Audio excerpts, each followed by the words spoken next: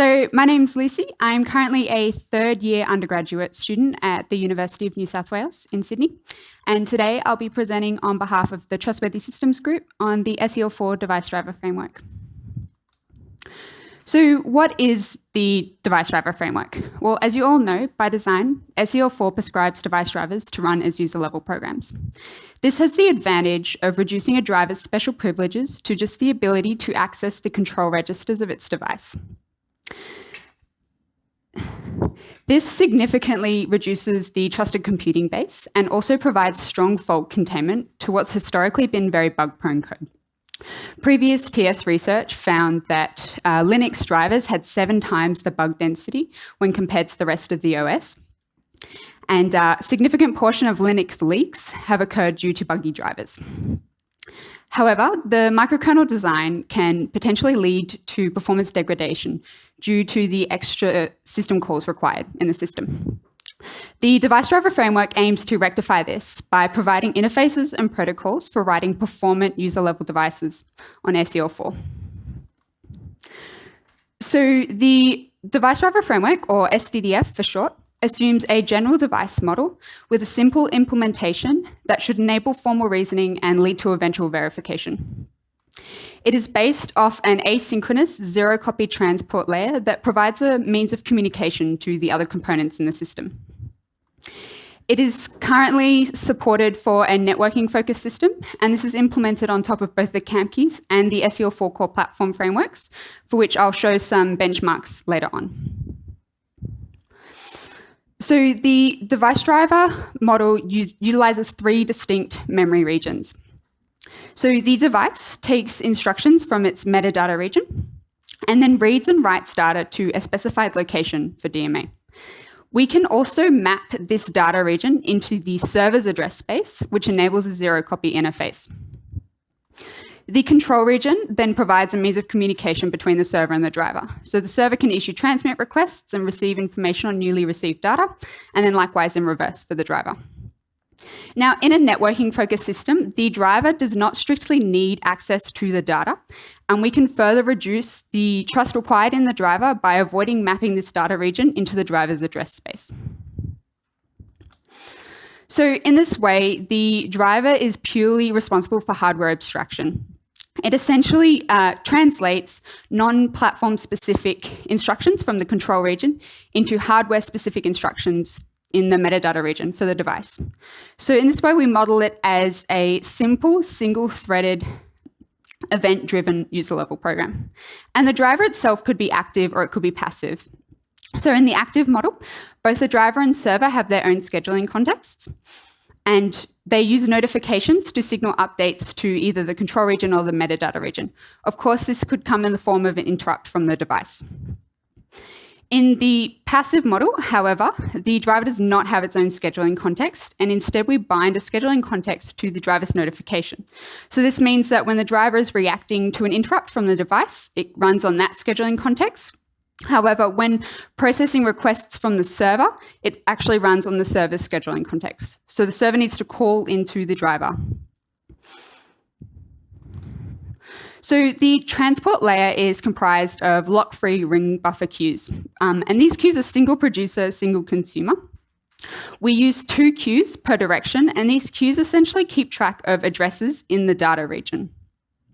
So for example, on transmit, we would have the transmit available queue, which keeps track of buffers in the data region that have data ready to be transmitted. And then conversely, we have the transmit free queue, which keeps track of buffers that are ready to be reused. And this is the same on the receive path. And the single producer, single consumer plan was an intentional simplification of the system. So the ring buffer queues themselves are very simple. Like I said, we simply keep track of the address in the data region, as well as the length of data there, or potentially the capacity. And then we use head and tail pointers to keep track of where the producer produces to and the consumer consumes from. In this way, we can utilize the fact that on current architectures, incrementing these unsigned integers is atomic, and we can maintain memory safety without the need for locks. So to determine whether the queue is empty or full, we just consider these head and tail pointers. And then, of course, on enqueuing and dequeuing, we need to use a write memory barrier to ensure that no reads or writes are reordered by the compiler or processor before we increment this pointer. So I'll just talk through the lifecycle of the buffers. For example, on transmit, the server will take an unused buffer from the tail of the transmit free queue and then write data to the address. It would then put that address in at the head of the transmit available queue and then signal an update to the driver that data is available for transmit.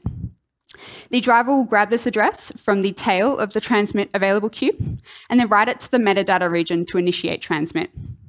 Sometime later, the driver will receive an interrupt notifying that transmit was complete or perhaps an error happened.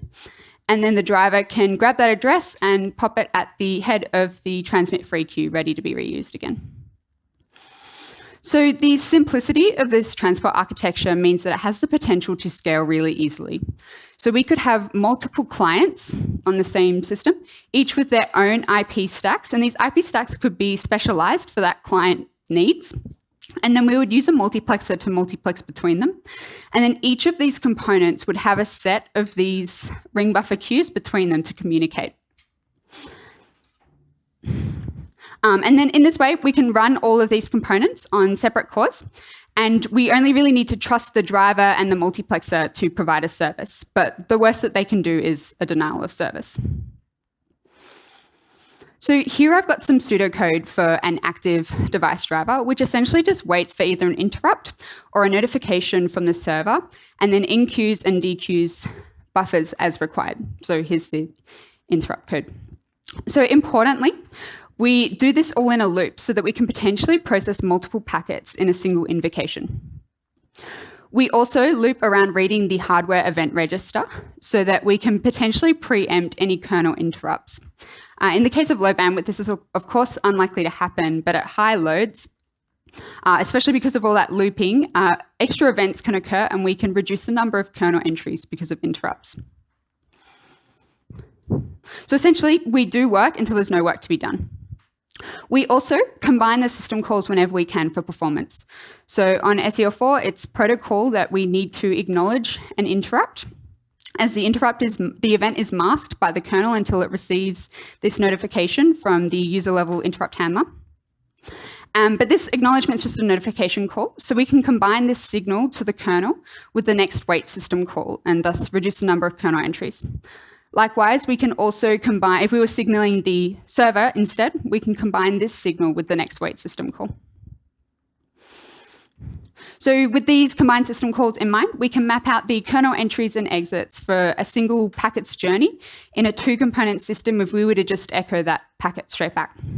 So initially, the driver would be invoked to respond to an interrupt because a packet has been newly received.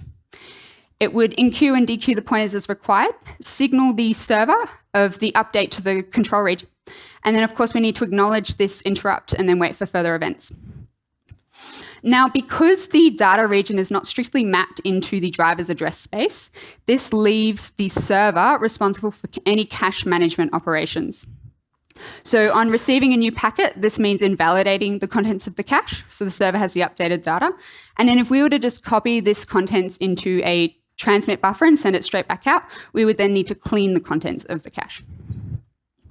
Of course, then we would signal the update to the control region and then wait for further events. The driver would be invoked to process this transmit request, write it to the metadata region and wait. Sometime later, we would receive an interrupt notifying the driver that transmit was complete or potentially an error happened, and then we can acknowledge this interrupt and wait for further events.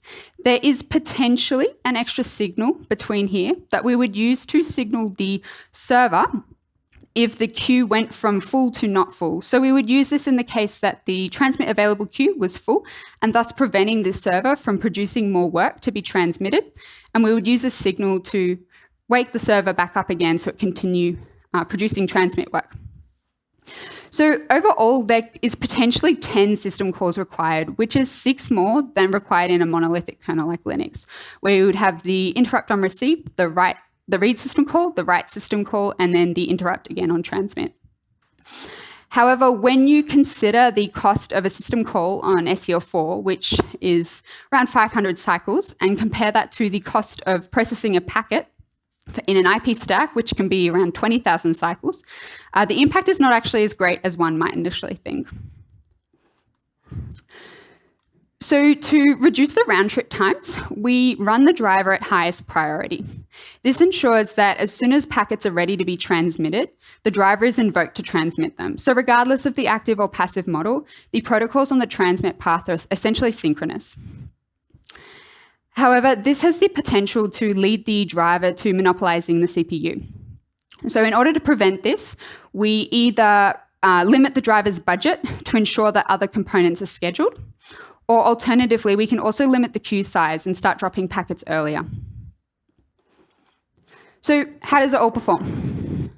Well, for a preliminary evaluation, we combined the IP stack and a simple echo client to act as the server, and then the driver in another address space. And then we used IP Bench, which is an open source distributed load generator, which was running across 4 separate machines, which each sent UDP packets to the target seL4 machine, which then echoes them back. And then IP Bench can count the number of successful replies to determine the achieved throughput as well as the latencies of the system. We also ran an idle thread in the background to count the number of idle cycles and thus determine the CPU utilization of the system. This was implemented on top of both Camkeys and core platform. And then we compared this, of course, against Linux. So this was just a Linux Debian Bullseye kernel. Both were set to run on single core and on the same hardware. So the hardware we used was ARM64, the IMX8MM machine. So here is the measured throughput for the old model in purple compared to the new model in red. So I've got requested throughput on the bottom and then achieved throughput at the top. So as you can see, by moving to the new model, we were able to get an extra 200 megabits per second. However, both the systems display a performance collapse. And when you consider the CPU utilization, you can see that this is because the system becomes completely overloaded. So overall, we saw a 50% improvement, and this is due to moving to a much simpler transport layer, and we also adjusted the priorities of the system. So previously, the model had the server running at highest priority, which meant we didn't get any batching on the receive path. We knew we could improve these performance collapses, but we already decided that we wanted to move over to the core platform. And this is due to Camkeys having some inherent unnecessary overheads, as well as the fact that it made it really hard to combine the system calls. So this system actually had 12 plus system calls, and only 9 or 10 is necessary. So here's the performance comparison with core platform in green. So we reach wire speed, and we do so at lower CPU utilization than when compared to Camkeys. The major difference here is that it's a much leaner platform that we were using and thus much less user level cycles, but we were also able to reduce the number of kernel entries down to 9. So this is a 70% improvement, or 150% when you compare it to the oldest model. To be fair to Camkeys here, however, I will mention that the core platform had the signal fast path, which was not yet implemented previously, which improved the signal from driver to server by 200 cycles. But like I said, the cost of a packet to process is 20,000 cycles, so 200 cycles you wouldn't really see in a graph like this. Furthermore, to reduce the performance collapse, we limited the driver's budget to just 50% to ensure that the server had the opportunity to run. So to demonstrate the batching of work that we were able to get, I've mapped out the cycles per packet across the throughput. So as you can see at low throughputs, this is around 18,000 cycles required to process a single echo packet. But we actually get much more efficient as the load becomes higher, and this comes down to 12,000 cycles per packet. So here is the performance comparison against Linux in blue. So as you can see, we achieve more than 3 times the amount of throughput, and we do so at lower CPU utilization. So Linux maxes out at just under 300 megabits per second. And as you can see, this is because we're comparing a driver of 3,000 lines of code to something that's got less than 500 lines of code. The Linux driver has additional features that our driver does not yet have, but also the stack is far better optimized than what we use. We just used the lightweight IP stack, which has not yet been optimized. To be fair to Linux as well, they actually don't really support single core anymore, unfortunately. And in a device driver, we don't just care about the achieved bandwidth, we also want to consider the latencies. So here I've mapped out the median round trip time. So this was taken from a sample size of 200,000 packets. And this is compared against the CPU utilization of both systems. So the seL4 curve looks much more like what you would expect, where it starts off low and then does increase as the system becomes overloaded, but not nearly to the same extent that the Linux round trip time increases. So to estimate the cost of adding extra components and thus providing a strong separation of concerns by isolating out each component to only have one job, we added an extra component between the driver and the server. This acts as like a multiplexer, but of course it was only servicing one client, so it didn't actually do any multiplexing. But as you can see, it didn't affect the bandwidth achieved at all and increased CPU utilization by less than 10%. So the system does have the potential to scale really easily. Overall, the project had some significant takeaways. We saw 150% performance improvement when you compare it to the old model, and we did so with smaller latencies and achieving higher throughput than when compared to Linux. This ultimately demonstrates that simple works and you don't need to pay for it with performance. The simplicity of the system will also very much help any future verification effort of the transport layer and eliminates a lot of concurrency bugs just by design. So previous TS work categorized driver bugs into 4 separate categories. We had the device protocol violations, OS protocol violations, concurrency errors, and then generic errors. And by having single producer, single consumer bounded queues and a strong separation of concerns, you can already get rid of a lot of the OS protocol violations and concurrency errors, which accounts for 40% of driver bugs. There's still a lot of work to do on the system, however. We need to properly evaluate the passive driver model and determine in which scenarios this might actually be more appropriate. This would involve, of course, benchmarking a more complex client, and that's more evocative of a typical use case. We're currently implementing a web server to run natively on seL4. We want to investigate the optimal budgets and periods for different scenarios as well, which would also involve investigating systems with asymmetric traffic, for example, a system with higher throughput on the receive path than on the transmit path, and vice versa, as well as client-initiated traffic. Then we want to look into optimizing the IP stack and determine whether it's actually feasible to have a specialized or individualized IP stack running per client. Then we need to design and build a proper multiplexer.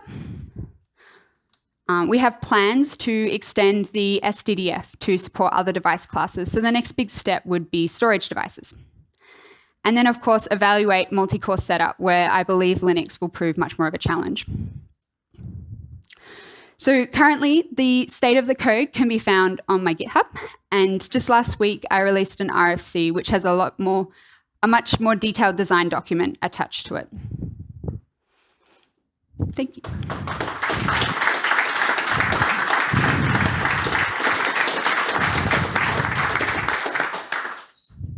Thanks for the talk, and this looks really, really cool. It's very impressive. I won't monopolize the time, but I would love to talk later on. Okay. Because there is some closely related work that was done on top of Barrelfish, where there's a bit of a verification story growing, and we should definitely talk. Great. Because yeah. I'd love to hear about it. Yeah, but we'll do that later. Any other questions?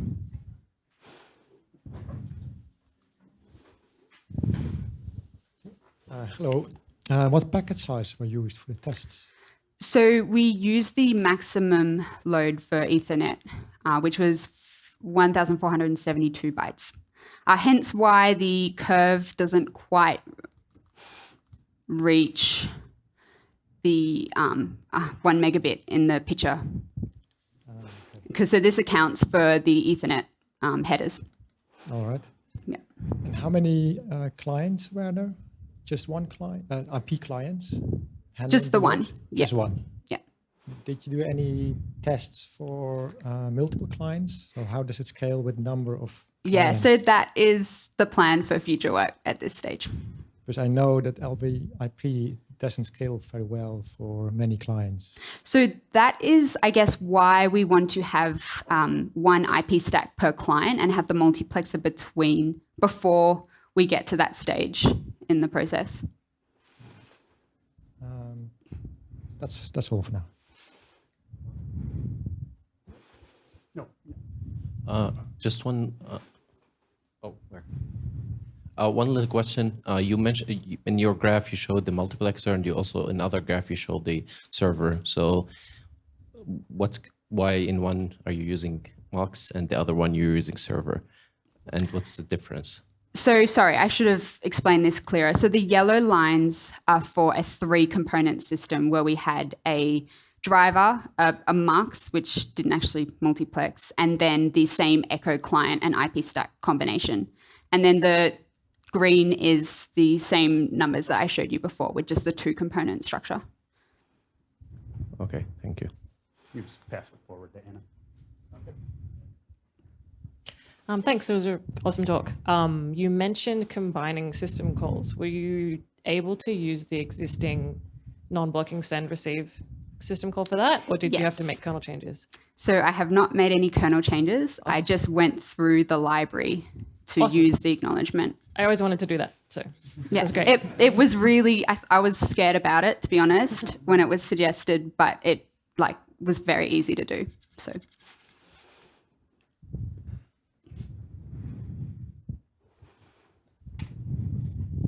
I think we have time for one more question. Anyone else? So right now you're only able to serve one client at a time, right? If you had more than one client, since you don't have a multiplexer with rate control, you would have DOS between different. I could easily run an application that will kill the other one. yeah. So the plan is next year to build this multiplexer. Okay, shameless plug. February, we talk about an architecture what's similar to this for storage, and we'll be releasing next month for the TCCOE. Amar, which just did the question, is actually finishing it. So you guys might want to see our multiplexer, how it was done. Well, I'd love to hear about it. It might reduce my load next year. All right. Thank you very much. Good to see you now.